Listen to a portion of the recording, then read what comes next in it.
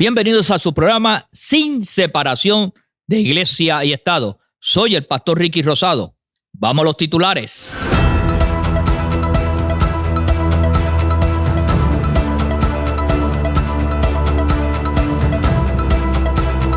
Bueno, estamos de celebración y de pláceme. Tenemos unos proyectos importantes que han sido firmados por la señora gobernadora de Puerto Rico, que hoy lo vamos a estar discutiendo. Ahora son la ley 63, ley 64. Ahorita les decimos el origen de los proyectos.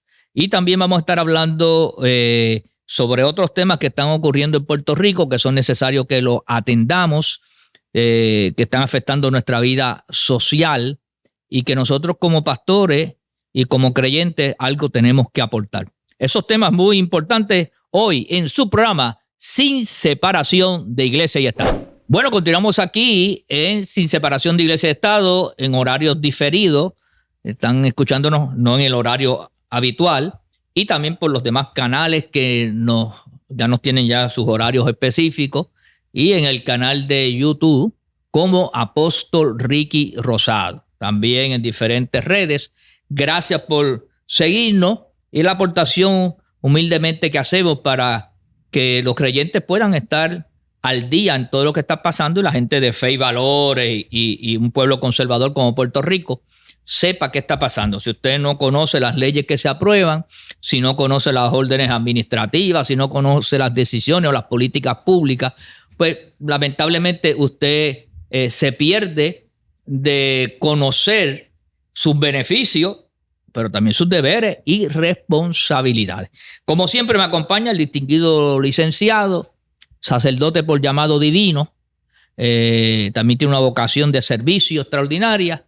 Él es el distinguido sacerdote de Venus Garden, de Santa Rosa de Lima, el padre Carlos Pérez Toro. Gracias, pastor, por tenerme aquí de nuevo en este programa Sin Separación de Iglesia y Estado, que se ha convertido en una plaza pública donde nosotros los creyentes podemos contribuir al bienestar, al bien común de nuestro país, presentando nuestra perspectiva creyente para abrir caminos, hacer propuestas nuevas, contribuir como hemos hecho durante los últimos 500 años de existencia de nuestro país, contribuir de manera específica a crear una patria de valores en servicio del desarrollo pleno de la dignidad humana. Así que gracias de nuevo y qué bueno que estamos aquí. También hoy se engalana el programa de tener un amigo y un gran defensor, luchador por muchos años de todos estos principios. Él es el asesor principal para la cuestión legislativa a nivel de Fortaleza de la gobernadora Jennifer González Colón. Él es el licenciado Carlos Rivera Justiniano. Yo tengo más presente el Justiniano que el Rivera y tuve que buscarle y traerlo del archivo mental. Gracias, pastor, y saludos al compañero y sacerdote, padre Carlos, mi tocayo. Pastor, no te preocupes, todo el mundo ya me va conociendo por el apellido de mami. Oye, el Justiniano es el apellido del emperador, es cachendoso, yo no pido vuelta, pero mi nombre es Carlos Rivera Justiniano. Así me dice la gente cuando dice, sí, habla con Justiniano. Y yo decía, bueno, pero Carlos Rivera Justiniano. Sí, no, fíjate, yo el Rivera no estaba ni en mi horizonte. Pero ese es mi nombre, Carlos Rivera Justiniano, y ¿verdad?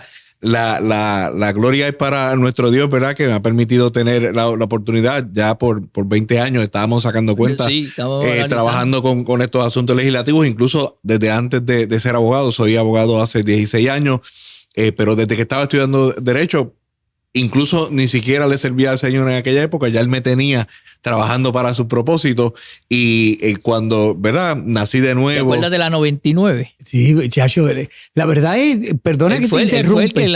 Carlos, tú has estado con casi 4 gobernadores, ¿verdad? Bueno, yo trabajé... Directamente he trabajado con 2. Con 2. Pero he trabajado con asuntos legislativos desde la época del ex gobernador Aníbal Acevedo Vilá. Ya yo estaba, ahí fue que yo empecé en el Capitolio con el ex representante y hermano en la fe Norman Ramírez. Desde yo lo conozco porque Norman Ramírez Sí. fue el que nos abrió las puertas allí. Así me llamó, pastor, esta oficina, si yo no estoy, usted llega aquí, hay instrucciones que puede usar los escritorios aquí. Bendito. Así fue. Y luego trabajé con Johnny Méndez cuando la hoy gobernadora era presidenta de la Cámara y él fue presidente de la Comisión de Gobierno y luego portavoz de la mayoría en aquel momento. Luego ambos fueron portavoces de la minoría en la época de Alejandro García Padilla. Sí. Y luego, esa fue la que más Carlos se disfrutó. Sí, me lo puedo imaginar. Esa fue sí, ¿te acuerdas? Las batallas del discrimen en el contexto laboral por orientación sexual e identidad de género, que fue la primera vez. Ahí se fue inaugurando Puerto Rico por la familia. Ahí está Puerto Rico por la familia, las grandes manifestaciones que hubo frente al Capitolio, las dos grandes. Si te acuerdas, se llenaron las gradas. Sí. Nunca, yo creo que en la historia del proceso legislativo había sido tan apasionante en el Capitolio las batallas por un proyecto. Aquello fue una cosa única, o sea, sin duda. Yo no he visto después de aquello unas expresiones, ni antes que yo conozca, tan apasionadas de los distintos sectores que intentaban sacar su agenda ideológica en el contexto de ese proceso laboral, que lo que sucedió allí con el proyecto del Senado 238. 238. Sí. No lo puedo olvidar. En aquel cuatrienio también yo estuve con el ex senador Chayán Martínez. Chayán, sí, me acuerdo Chayán también. Martínez, mientras también laboré en la Cámara. Y fue bien interesante, pastor, porque padre y pastor, porque cruzábamos los pasillos y había, como usted dijo, yo nunca he visto una efervescencia de esa magnitud que no sea violenta. Sí. Porque, ¿verdad? Hubo un ambiente bastante eufórico, pero nunca llegó a la violencia. Yo nunca había tenido esta experiencia. A mí me citaron, yo no sé si tú estabas en ese momento, padre, pero a mí me citaron, en ese entonces el presidente de la Cámara, si no mal recuerdo, era Perelló. Don Jaime Perelló Borra, es correcto. Sí. Presidente del Senado, Eduardo Batia. El vicepresidente de la Cámara. Que era Roberto Rivera Ruiz de Porra. Y nosotros llegamos como a las 10 de la mañana y eran las 6 o 7 de la noche y nosotros nos tenían encerrados, y son la palabra encerrado, en una oficina. En una oficina. ¿Tú estabas con nosotros? Claro, porque se estaba discutiendo cuál debía ser el lenguaje adecuado del proyecto. Y el gobernador venía y se metía acá en presidencia. Era el gobernador Alejandro. Vino 2 veces ese día. Sí, es cierto. Y es bien interesante porque así como nos tenían a nosotros en la oficina de nuestro querido amigo, ¿verdad? Sí. El vicepresidente Roberto Porras Roberto Rivera Ruiz de Porras. De Porras. Tiene 4 apellidos. Sí. Entonces yo me acuerdo que también tenían al otro sector en otras oficinas intentando buscar el lenguaje adecuado que pudiera satisfacer las inquietudes que tenían ambos sectores. En eso hay que decir que Perelló y el vicepresidente de la Cámara, Roberto, actuaron con gran sentido de responsabilidad y buscar un consenso. Ellos querían hacer más con relación al sector creyente, pero el gobernador Alejandro García Padilla... Sí, lamentablemente fue una de esas figuras siniestras en todo ese proceso por buscar confrontaciones, no abrirse al diálogo. Él lo creía con alma y corazón. Y lo defendía. Pero sigue defendiéndolo. Cada vez que se encuentra con su señoría, recuerda lo que usted le hizo. Él vive con esa espina. Sí, él dice que yo hice 2 manifestaciones y yo era parte de un movimiento mucho más amplio que sin dinero, sin tener los medios a favor, se hicieron las 2 manifestaciones más grandes en la historia de nuestro país hasta que hubo aquella manifestación contra Ricky Rosselló. Cuando lo recibió en Fortaleza, ¿qué fue lo que le dijo a usted? Él le dijo allá a usted y en ese momento al señor obispo de Arecibo. Sí. Es una expresión allí. Sí. A mí no me mueve que vengan miles de personas aquí. Sí, cierto. Yo voy a hacer lo que voy a hacer como quiera. Sí, la actitud lamentablemente... ¿Y qué yo hice? La actitud lamentablemente del gobernador era confrontativa. La actitud del presidente de la Cámara y del vicepresidente Perelló y Roberto eran actitudes de intentar buscar consenso, de escuchar a ambos sectores, de evitar que se desarrollara una confrontación amarga o insultante. Yo creo que la Cámara dio cátedra, porque también el Senado estaba en una actitud beligerante. Y hay que agradecer Cuando un cuerpo legislativo en nuestro proceso Por democrático... Eso es que yo creo en la bicameralidad y la defiendo. Cuando un cuerpo legislativo en nuestros procesos democráticos dan cauce al debate de diversas, por decir así, tendencias, e intenten causarlo con lenguaje de consenso a través del proceso legislativo o el proceso institucional, qué bueno es para la democracia de un país. De hecho, los jueces del Tribunal Supremo, precisamente sus inquietudes sobre estos temas en esta batalla cultural, y ha sido su consistencia, es que no se le saque del proceso democrático las batallas, las inquietudes en esta batalla cultural que tenemos nosotros en los Estados Unidos y en Puerto Rico, sino que se encauce ahí, ¿Por qué? Porque cuando uno deja que la democracia funcione, aparecen consensos, se escuchan opciones diversas, se busca el diálogo, se evita la imposición arbitraria desde la prepotencia del poder. Por eso el juez Alito, que es uno de esos jueces conservadores del Tribunal Supremo, y el juez Roberts, decían sobre el llamado matrimonio entre personas del mismo sexo, decían, mire, el problema no es que la sociedad pueda aceptar o a incorporar el matrimonio. Ellos decían, no es correcto que en democracia 9 personas, o en el caso específico 5 personas, decidan por encima de la voluntad democrática de millones de seres humanos. ¿Por qué decían? Porque en ese proceso democrático de opiniones diversas, de buscar consenso, las inquietudes de todos los sectores son escuchadas. Cuando es desde la prepotencia de 5 personas que se imponen sobre millones, siempre el proceso sale mal. Y yo creo que eso... Por eso es que, distinguido compañero abogado, el experimento más grande, el experimento sociopolítico más grande de la historia de la humanidad es esa misma constitución que estableció la separación de iglesia y Estado. No ha habido documento, después de la santa palabra de Dios, de la Biblia, amén, no ha habido documento más importante para la historia y la trascendencia política de la raza humana que no sea la Constitución de Estados Unidos de América, que contiene muchas áreas de disposiciones como la libertad de culto, la libertad de expresión, la separación de iglesia y Estado, y que el Estado no le puede imponer una religión, una creencia a su soberano. Amén. Así mismo es. Bueno, vamos a materia de discusión.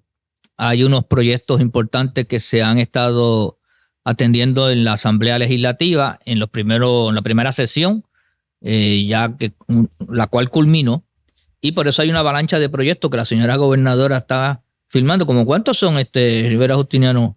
Sin contar los que recibimos el viernes de la Cámara, que no me acuerdo cuántos son. Teníamos 106 medidas y ya la gobernadora ha firmado, te diría yo, que unas 25, 26 piezas legislativas. Así que hay más de 80 todavía pendientes. Y todavía la legislatura está enviando. Y todavía faltan que lleguen unos cuantos, menos de 20, te diría yo, que falta que lleguen. Una pregunta técnica. Todo el mundo está diciendo, ven acá, y si la mandan el proyecto mientras la legislatura está en sesión, pero solamente caen 5 días, no caen los 10. ¿Cómo es eso? El veto de bolsillo, los 30 días, los 10. ¿Cómo es eso? La gente está un poco confundida. Pues vamos a aprovechar para explicar. Por favor, explique, porque esas discusiones, dice la gente está confundida. Son unas discusiones internas entre los que son abogados y los que se cree que saben algo de leyes y pegan a discutir y nunca llegamos a una conclusión. Artículo 3, sección 19 de la Constitución. Cuando los cuerpos legislativos están en sesión y le envían una medida a la atención de la gobernadora tiene 10 días, exceptuando los domingos. 10 días naturales, exceptuando los domingos, desde el momento en que la medida se recibe allí en la oficina y se poncha, como decimos en el buen puertorriqueño, se recibe, son 10 días hasta la medianoche. Si la gobernadora no lo firma, dice la Constitución, automáticamente se convierte en ley. Si no lo quiere firmar, lo devuelve con sus objeciones, dice la Constitución. Ese es el famoso veto expreso, que es una comunicación a la gobernadora, a la legislatura. Ya mismo les digo la lógica operacional del proceso. Cuando los cuerpos legislativos no están en sesión, ella tiene, según esa misma sección, la sección 19 del artículo 3, 30 días naturales. Aquí sí se cuentan los domingos. Desde el día que llegó, se cuentan 30 días y hasta la medianoche de ese día de número 30, ella tiene para firmarlo. Si no lo firma, opera exactamente al revés. Se ha vetado, el famoso veto de bolsillo, se ha vetado la medida y no se convierte en ley. La lógica operacional del mecanismo de separación de poderes es que si el cuerpo legislativo está en sesión, la gobernadora no considera lo que le enviaron los legisladores, quiere decir que está de acuerdo con ellos. Ahora, si lo envían en el receso y la gobernadora no está de acuerdo con ellos, es exactamente al revés. No pasa nada, pero como los cuerpos legislativos no están en sesión, no pueden ir por encima del veto de bolsillo, y además de que la gobernadora no les ha comunicado sus razones para vetar la medida, porque el mecanismo de veto expreso, lo que requerían los padres de la Constitución era que hubiera ese juego entre el legislativo y el ejecutivo, y cuando se devuelve la medida con esas objeciones del ejecutivo, ellos puedan decidir si están de acuerdo o no. Si están de acuerdo, el proceso murió, pero si ellos no están de acuerdo, entonces pueden, mediante 2/3 partes de los votos de ambas cámaras, de la bicameralidad, como decía el pastor hace un ratito, entonces ejercer sus prerrogativas legislativas y convertir en ley aquello que el Ejecutivo vetó. Siempre puede la legislatura ir por encima del veto. No importa si es en receso o fuera de receso. No, importa muchísimo. El veto de bolsillo nunca el cuerpo legislativo va a poder ir encima del veto. El veto de bolsillo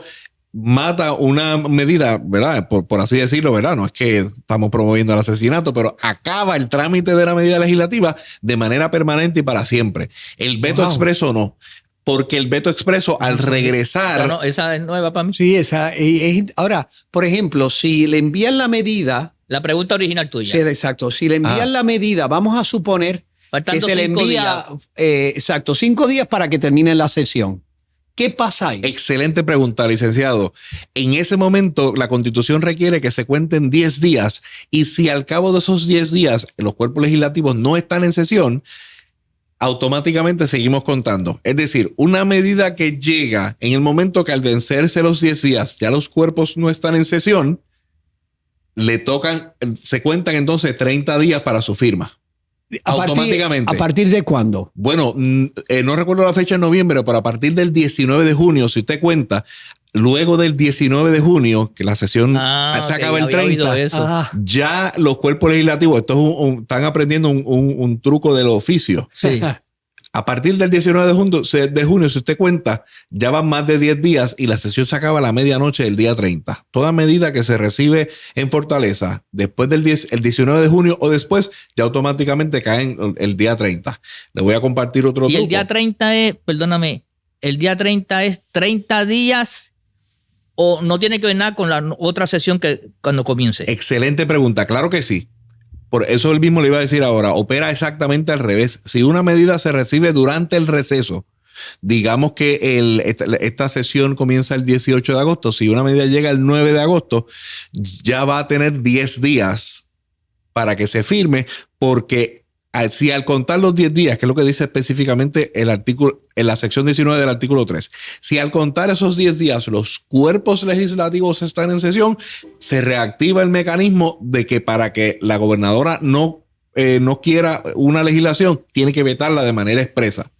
Es en función de dónde, en qué momento llega la medida y si el cuerpo legislativo está o no está en sesión. Si los cuerpos legislativos no están en sesión, operan los 30 días y el veto de bolsillo. Si los cuerpos legislativos están en sesión, opera, si la gobernadora no los quiere, los 10 días y el veto expreso, o si ella no lo firma, se convierte en ley automáticamente. Tienes una persona allí en Fortaleza nada para que lleve ese tráfico. Eso tiene que estar apuntando ahí. Es un poco complicado. De hecho, ayer, saludo a los compañeros abogados Jan Peña y Thais Reyes, que estábamos precisamente repasando eso y viendo por la gran cantidad de medidas y que no todas llegan a la vez. Así que hay que contar específicamente, y le estaba recordando, yo no sé si el licenciado recuerda de la regla de procedimiento civil, que tú tienes un calendario con los términos. Tenemos un documento de esa naturaleza y para mirarlo con el calendario físico, ¿verdad? Desde el día que llegó, porque dependiendo del momento en que llegue la medida a Fortaleza, es que opera esta serie de reglas.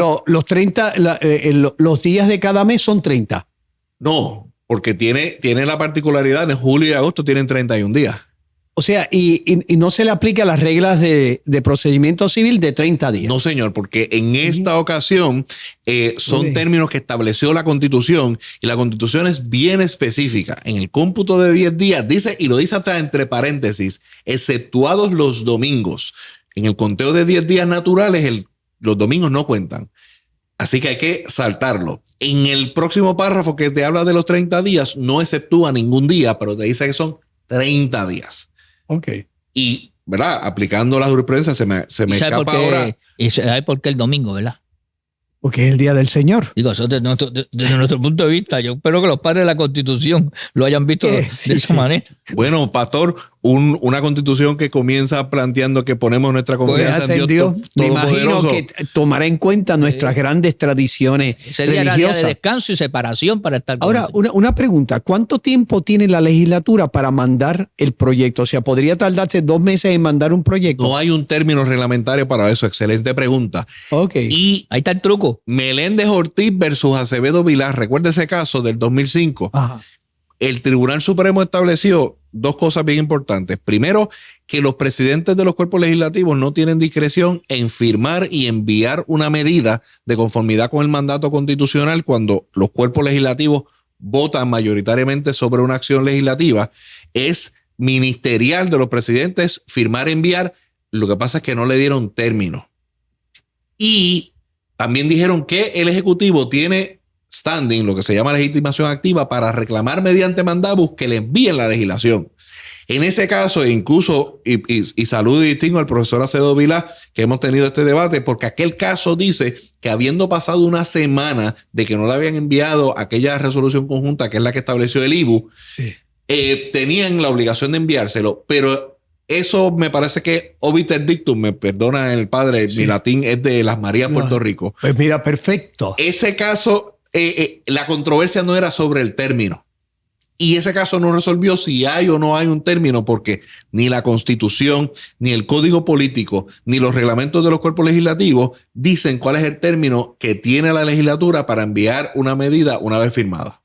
Muy bien. De hecho, nosotros tuvimos... ¿Qué escuelita? Nosotros tuvimos un caso, el de las iglesias escuelas, donde hubo una resolución de ambos cuerpos legislativos a favor de una interpretación de la ley que tiene que ver con las iglesias escuelas, y uno de los presidentes no había firmado, nunca firmó. Y el juez asumió la resolución como firmada, porque es un deber ministerial, correcto, no discrecional.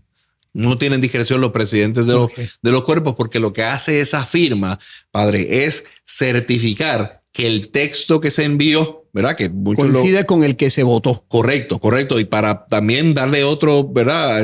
Straight secret de lo que hacemos, esos documentos vienen en papel porque la Constitución así lo requiere. Imagínense, era 1952, pero a la misma vez vienen con una serie de cadena de custodia que comienza con los secretarios de los cuerpos y termina precisamente con la firma que damos nosotros en la oficina que yo trabajo, que certifica. Y si hay alguna controversia sobre lo que aprobaron los cuerpos legislativos, que la ha habido en 2 ocasiones en Puerto Rico, la última vez fue en 1999, y lo que dice una ley que publica Estado, se verifican esos documentos oficiales, porque una vez la gobernadora firma la medida, inmediatamente la remitimos al Departamento de Estado para su custodia de conformidad con el artículo, si no me equivoco, es el 25 del Código Político.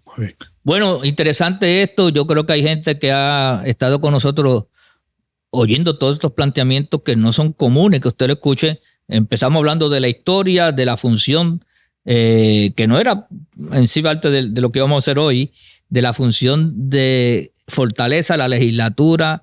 Tenemos una de las personas que más conoce del tema, Rivera Justiniano, y entonces pues yo creo que hemos puesto a la gente a entender lo difícil que es el proceso legislativo. La gente ve las leyes cuando las firman o cuando las promueven, pero no ven todo ese proceso, los años. Bueno, la ley 14, que es la de libertad religiosa, nos tomó 20 años. 20-25, sí.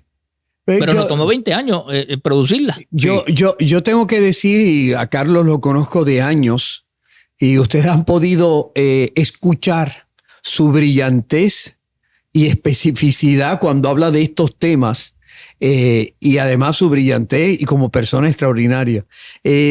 Pero yo tengo que decir algo que tal vez no coincide con la percepción pública de nuestro proceso legislativo y ejecutivo. La gente dice, esas son una regua de vagos, no hacen nada. No. Lo que yo he podido ver en estos años que he trabajado directamente en los procesos legislativos y en los procesos a nivel ejecutivo, los asesores son personas de una capacidad, de un sentido de responsabilidad, de una brillantez. Ahora que hemos tenido estos proyectos que han pasado por las manos de la oficina del presidente del Senado, el presidente de la Cámara, Joan Rodríguez Bebe, yo tengo que decir, Dios mío, qué asesores extraordinarios. ¿Puedo decir un paréntesis? Sí. Yo que he estado allí, y usted ha estado también, pero yo un poquito más adentro, yo creo que está más repartida el trabajo legislativo y la responsabilidad. Creo que hay oficinas de senadores y representantes y equipos que trabajan de verdad. Y creo que hay otros. Bueno, como en todos lados, que no se esfuerzan tanto. Pastor, a mí mi padre Carlos me enseñó una frase que repite mucho por radio, que dice, hay de todo en la viña del Señor. Exacto. Me honra, Padre. Y concurro contigo, Pastor, en el sentido de que habiendo estado allí 16 años, conozco que hay oficinas que trabajan y hay oficinas que no. Y el que quiere trabajar en estas lides debe hacer algo, primero, ¿verdad? Los que somos creyentes, encomendar todo el fruto de nuestras manos a la obra del Señor y a su dirección. Y el padre dijo algo bien importante: leer, estudiar, conocer la jurisprudencia, conocer las reglas. No, yo no sabía cuando el 5 de enero del 2005 llegué por primera vez al Capitolio, yo no sabía todo lo que sé ahora. 20 años después, para la gloria de Dios y para, ¿verdad?, enriquecimiento personal, he leído, he aprendido y he pasado largas noches, he llorado y he sufrido, Padre, porque no ha sido nada fácil. Bueno, tenemos que hacer la pausa, el tiempo así lo demanda. Vamos a hacer la pausa y regresamos en breve en Sin Separación de Iglesia y Estado.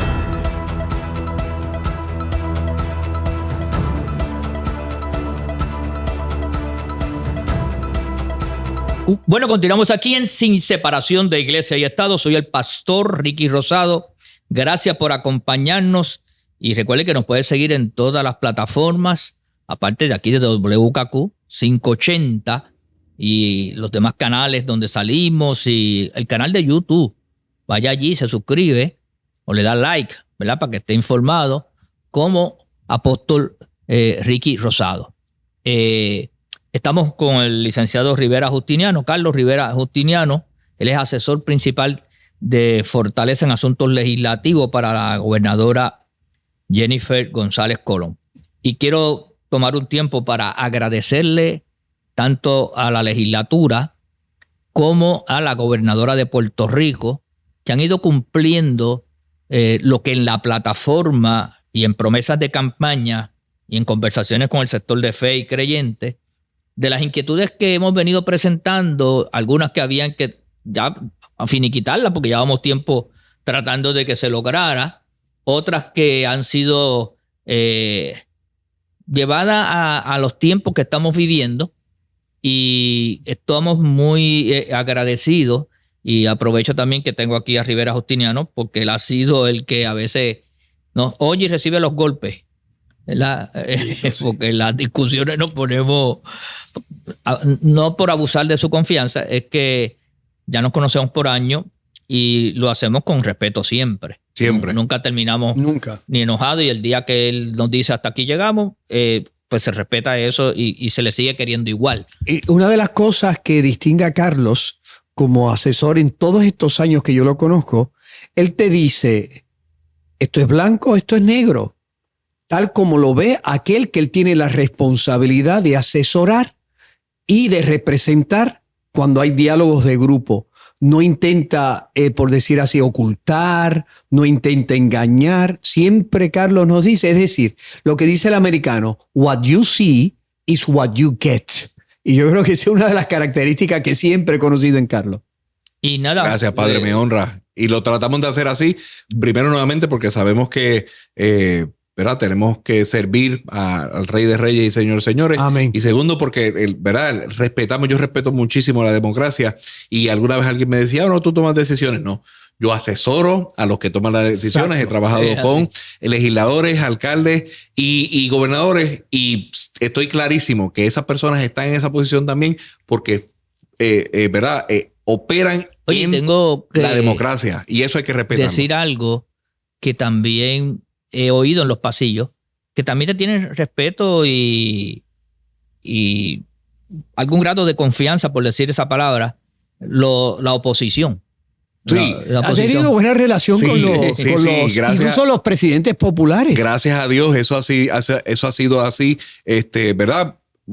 Como comencé en el Capitolio, allí la dinámica es muy particular, ¿verdad? A veces ves debates fogosísimos entre contrincantes de partidos de oposición y luego se van al salón café, se comen algo, incluso tienen alguna relación de amistad fuera de la ley política y aprendí a eso y a respetar siempre al opositor. Cuando no estamos de acuerdo, no estamos de acuerdo y no me va a mover de mi posición. Pero siempre debe haber la apertura de escuchar los argumentos del contrario, porque el proceso legislativo que mencionabas ahorita, padre y pastor, está diseñado para que enriquezca la ley si se hace correcta, la legislación producto del debate y de escuchar distintas posturas y tratar de armonizar el lenguaje, siempre va a ser mejor que la que se hace a rajatabla.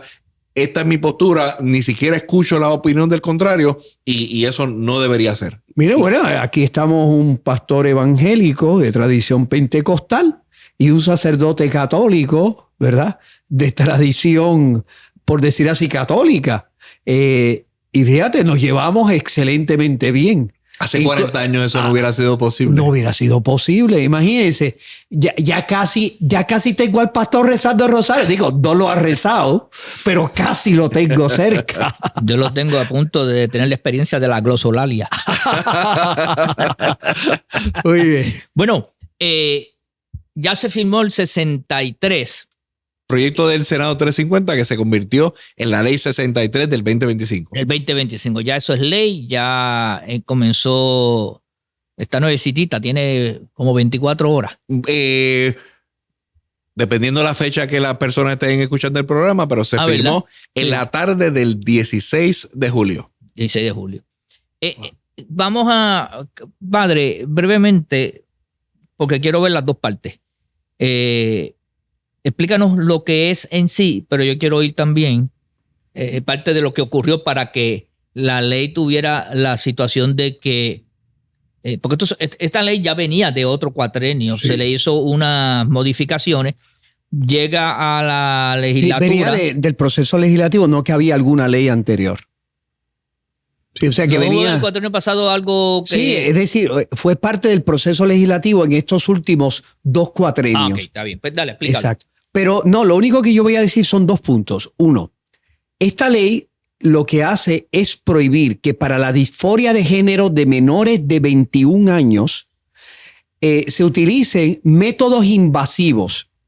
Métodos invasivos se describe en la ley que sean bloqueadores de pubertad, el uso de hormonas o la reasignación de sexo. Y por lo tanto, su finalidad última es prohibir con consecuencias penales para el médico o aquellas personas que realicen algún tipo de método invasivo para la disforia de género, que es el disconfort que puede sentir una persona entre su identidad biológica y su percepción de género, tal como lo define, ¿verdad?, dentro de los parámetros de la medicina actual. Pero a la vez, el proyecto especifica una cosa bien importante. La prohibición del uso de bloqueadores de pubertad e incluso de hormonas, ¿verdad?, en los procesos de sanación, por decir así, de la disforia de género, no prohíbe que se utilicen esas mismas medicaciones puedan ser utilizadas para otra finalidad que no sea la disforia de género. Por ejemplo, hay jóvenes, niños, que tienen lo que se conocen como pubertad precoz. y se utiliza, por ejemplo, los bloqueadores de pubertad. Y yo solamente quiero leer, para pasar con Carlos, yo solo quiero leer 2 puntos que aparecen en la misma ley. En el artículo, en la página 3, en los parágrafos 3 y 4, dice: excepto en aquellos casos en donde ocurra una variante de hermafrodismo u otros casos que contengan alguna difusión genética y hormonal fisiológica certificada por un endocrinólogo pediátrico y o pediatras, quienes podrán realizar el tratamiento que las guías médicas permiten. Eso es específico, ese párrafo 3. El párrafo 4 es más amplio. Además, la prohibición antes dispuesta no aplicará al tratamiento de condiciones médicas ajenas a la definición de mutilación química y quirúrgica contenida en esta ley, que es todo lo que se utilice para afrontar la disforia de género. Este proyecto no prohíbe utilizar todos los medios adecuados contra la disforia de género que no sean invasivos. No es que papá se le quitan las herramientas. Papá podrá utilizar todas las herramientas que la comunidad científica, médica, psicológica utiliza, que no sea de carácter invasivo. Y por último, una de las inquietudes que ha suscitado el proyecto: ¿y qué pasa con aquellos niños que se inició estos procesos de el uso de bloqueadores de pubertad o hormonización, que utilicen, ¿verdad?, que se estén utilizando para afrontar la disforia de género antes de la aprobación de esta ley? Las leyes en Puerto Rico no tienen valor retroactivo. Las que son de carácter civil, según el Código Civil en el artículo 9, no tienen valor retroactivo, a menos que lo diga específicamente la ley. Esta no lo dice, por lo tanto, esta ley no tiene valor retroactivo. Y además, el carácter penal que tiene esta ley, hay consecuencias de cárcel. Tiene que probar 15 años. Tiene que probar que estaba haciendo el tratamiento. Pero yo lo que quiero es subrayar ese punto. Y además, las que, por ser una ley de carácter penal, las leyes en Puerto Rico penales nunca pueden ser retroactivas. Lo dice expresamente la Constitución, que dice que las leyes no pueden ser leyes penales ex post facto. Es decir, nadie podrá utilizar la ley 63 para meter preso a un médico que, siguiendo los estándares antes de la aprobación de esta ley, esté en este momento realizando procedimientos, ¿verdad?, contra la disforia de género que sean invasivos. Pero sí, de ahora en adelante. Sí, desde el momento que se ha aprobado la ley. Es penable. Es penable. O sea, ya después de aprobada la ley, etcétera. Pero nadie podrá decir, ¿y qué pasa con los que ya comenzaron? No, pero ya está claro los que no comenzaron. Exacto. Yo lo que quiero es que esté claro. Que los que desde la aprobación del 16... Es correcto que se le oriente a los médicos, hold your horses, con calma, que resbala mojado. Ahora, yo incluso a los médicos anteriores, no se podrá utilizar la ley 63, pero a los médicos anteriores que están realizando estos tratamientos, levanten la oreja lo que está pasando en Inglaterra, lo que está pasando en los Estados Unidos, las consecuencias y lo que dice el Tribunal Supremo en el caso USA versus Scrimetti, que es de hace menos de un mes, donde dice no hay consenso, no podrá utilizarse esta ley para, por decir así, perseguirlos criminalmente. Pero yo les digo, levanten la oreja, es el consejo general que les puedo hacer. Sí, porque hay ya muchos casos en Inglaterra y los lugares que han mencionado de jovencitos que ya en la adultez. Y sobre todo porque si te están diciendo el Tribunal Supremo de Estados Unidos, no hay consenso médico. Sí, eso es una ciencia que está todavía en pañales. A mí solo me gustaría añadir precisamente sobre el punto de las personas que ya comenzaron tratamiento, porque nunca antes, hasta el pasado 16 de este mes, había estado prohibido en Puerto Rico este tipo de tratamiento. Hay una determinación de política pública del gobierno, presentada por la legislatura y refrendada por la gobernadora, de que la disforia de género se pudiera tratar, si es que se va a tratar con los métodos invasivos que estaba describiendo el padre, a partir de los 21 años. ¿Qué pasa con los que iniciaron cuando no estaba prohibido? Además de lo que leyó el padre, hay que hacer referencia al artículo 6 de la ley, que establecerá que el Departamento de Justicia es el que va a establecer las guías de interpretación de esta ley para el Departamento de Salud y para el Departamento de Educación, que tienen también unas responsabilidades, según el artículo 5, de divulgar el alcance de esta ley, educar a la población en general sobre lo que está permitido y lo que no. Y de hecho dice con sensibilidad a la dignidad humana. Sí, con muchísima razón está esa frase ahí, porque, ¿verdad? Tanto los legisladores como la gobernadora están conscientes de que hay unos elementos de respeto al individuo, de manera tal que el Estado no va a buscar que se mutile o se cambie a nadie sin su consentimiento, y el que lo quiera consentir tiene una edad para eso. Después de los 21. A partir de los 21 años que se está establecido en Puerto Rico, en nuestra jurisdicción, que esa es la edad donde se alcanza la más plena autonomía del ser humano, que se le conoce como la mayoría de edad. Y es ese interjuego entre el artículo 5 y el 6 que había provocado que la medida se devolviera en abril pasado, que recuerdo que tuvo muchísima controversia, y regresó con algunos cambios. Los estuvimos discutiendo a nivel interno muchísimo, y también tuvimos reuniones con algunos grupos para entender sus posiciones, y recibimos en Fortaleza insumo de organizaciones contra del proyecto, pero a favor del proyecto.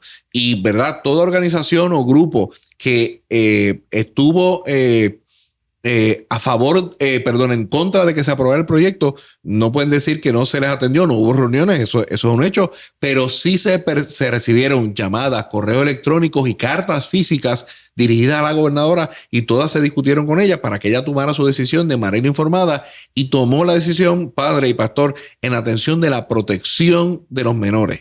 Desde la ley 57 del 2023 hay una política pública del gobierno de Puerto Rico de protección a los menores.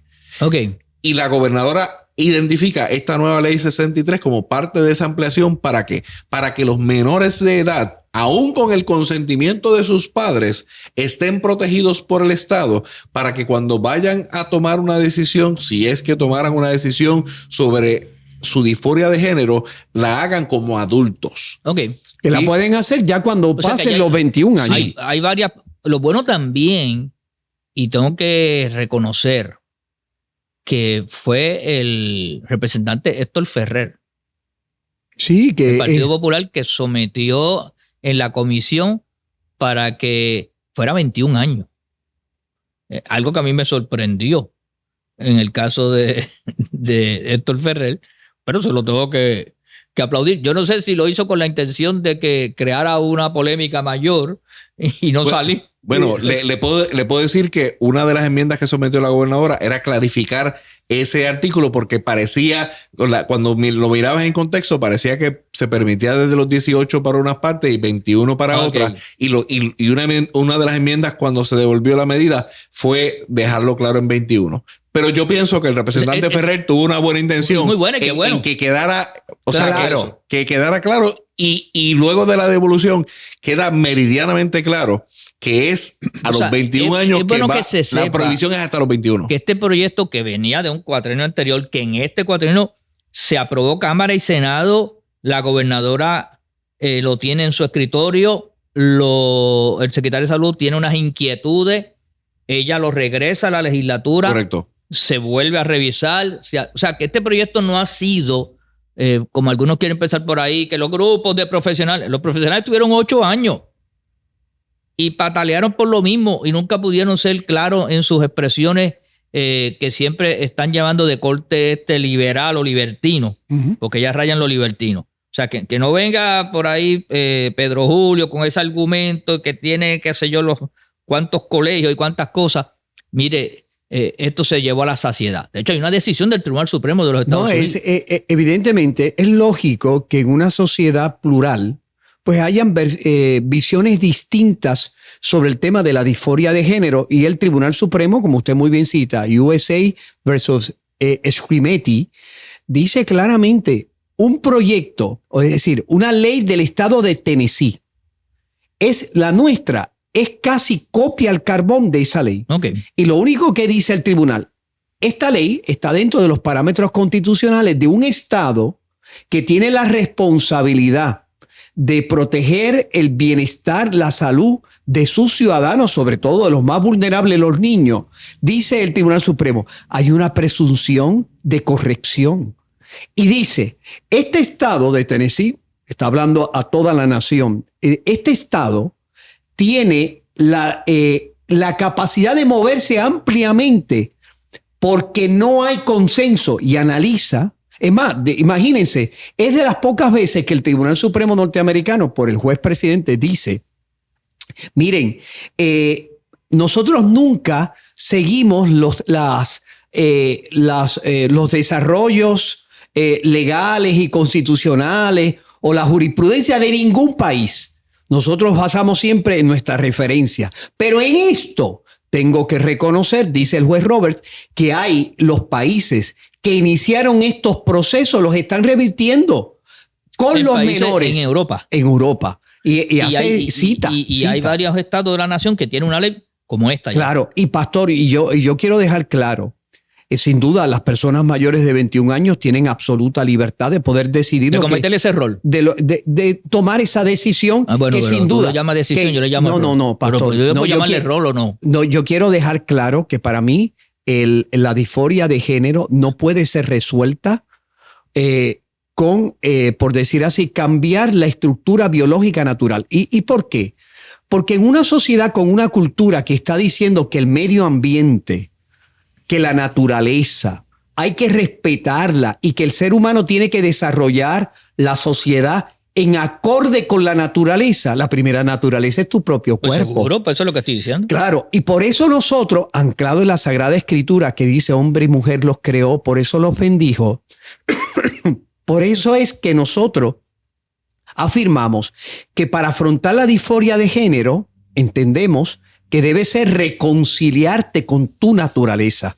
Esa es nuestra propuesta. Sí, y cuántos testimonios hay de personas que han tenido esa situación de disforia de género y han querido hacer ciertos cambios y luego siguen inconformes y hasta, bueno, hay hasta demandas en Europa contra los médicos que le hicieron. Claro, porque niño el cambio. O sea, una sociedad tiene la sensibilidad cultural de decir la naturaleza es buena.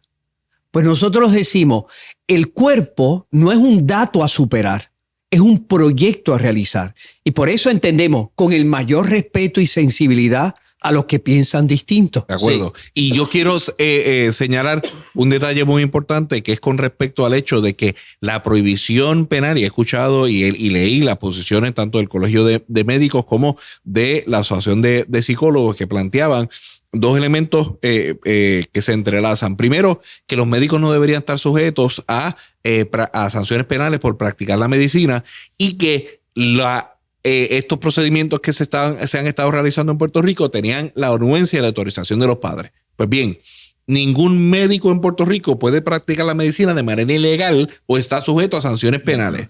No quiero mencionar ejemplos por lo que plantea el padre, pero usted se lo puede imaginar desde el siguiente escenario de abstracto. Si un padre o madre está autorizando a que el médico maltrate a su hijo, tanto el médico como el padre o la madre están sujetos a sanciones penales. Todas las profesiones están sujetas a situaciones. Es más, ninguna persona por libertad religiosa puede maltratar a su hijo. Es que en mi fe dice que tienen que hacer ayuno 24 horas un niño. No es maltrato y se acabó. Es un maltrato. Correcto. Y a eso es lo que quería llegar, porque sí, la defensa o el argumento de que los padres estaban consintiendo, pues mire, ese consentimiento de los padres duró hasta el 21, perdón, hasta el 16 de julio y cualquier tratamiento posterior tendrá que ser asumido a los 21 años en el caso específico de conseguir la autorización de los padres. Antes que se nos acabe el tiempo, otra ley que firmó la señora gobernadora, aunque en el tema anterior hay mucho más que hablar, pero que es importante entender, es la ley 64. Ley 64, proyecto de la Cámara 498. O sea, se firmó el jueves. Ayer, correcto. Para que nos escuchen posteriormente, fue el 17 de julio que se firmó. Y se firmó con un grupo de entidades, entre ellos habían pastores, iglesias, organizaciones sin fines de lucro, entre otros. En resumen, esta ley atiende 3 situaciones.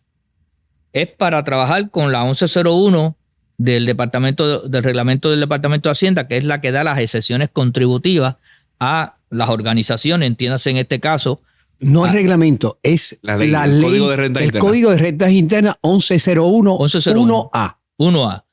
Pero atendió ahí a las organizaciones sin fines de lucro que tienen la 501C3, que es la excepción federal. De Código de Renta Federal, correcto. Si tienes esa, puedes pedir que te reconozcan en Puerto Rico lo que sería el equivalente a la 1101, no la A, sino la 1101.01. Segundo, se otorgan esa ley a las asociaciones de condóminos y de urbanizaciones, que se entiende que es automática por el mero hecho de existir.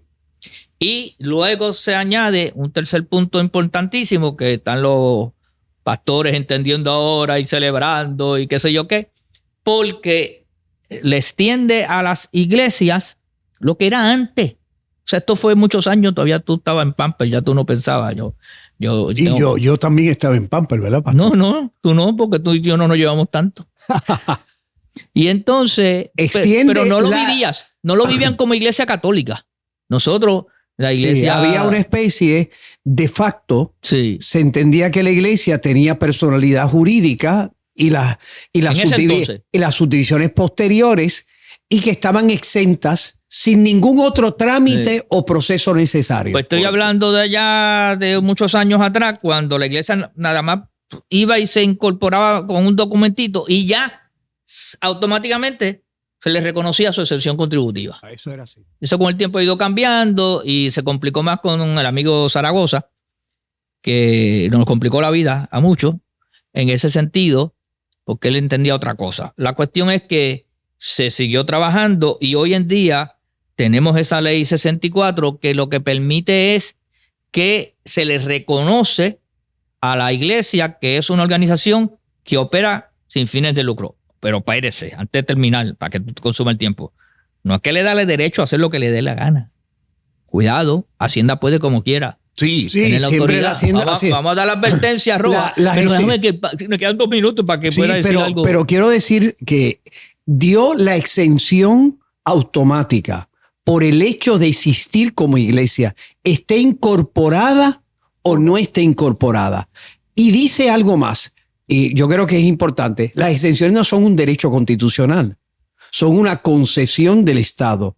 Por supuesto, el Estado puede investigar para quitarla o no. Eso es lo que quería subrayar. Y es parte del historial legislativo. Las expresiones de la senadora Migdalia Padilla, si hay alguna controversia, van a ser fundamentales, en donde queda claro en la ley que el Estado no renuncia a su poder fiscalización sobre lo que hacen estas instituciones. Y algo más, padre, tienen que ser instituciones, en el caso específico de ese reconocimiento, que sean iglesias o ministerios en donde su fe sea el propósito fundamental de ellos. Si usted tiene un negocio, digamos, de vender zapatos y, ¿verdad?, es un creyente y dice, pues yo ahora voy a ponerle a mi negocio fe en los zapatos y tengo exención contributiva. No, ese es el propósito de su... Como una placita que yo voy que se llama la Placita de Dios. Pues si en la Placita de Dios están vendiendo y su razón de ser placita, es vender placita, van a continuar con su responsabilidad contributiva. Pero si hay un ministerio, porque no es solo para iglesias,